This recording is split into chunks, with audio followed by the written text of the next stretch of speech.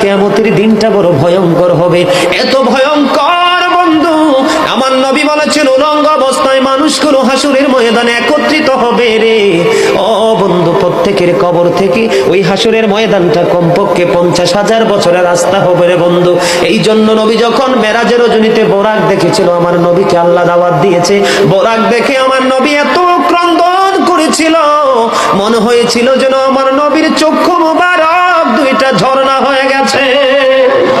এই যুবক, কাল কিয়ামতের দিন ঘাম এত ঘামবে রে, কেউ মাজা পর্যন্ত, কেউ নাভি পর্যন্ত, কেউ বা আবার পুরো শরীর বন্ধু ঘামের নিচে ডুবে থাকবে, আবার মাথার মগজ টকবক টকবক করে উতরাইতে থাকবে রে। আল্লাহ বলেছেন লা ইয়ামুতু, people will not die that day, সেদিন মানুষ আর মরতে পারবে না। আল্লাহ বলেছেন ফিহা ওয়ালা ইয়াহইয়া, people will not be able to live that day, মানুষ সেদিন বাঁচতেও পারবে না। আমার আল্লাহ বলেছেন ওমা হুম আনহা বিগাইবিন, people will not be able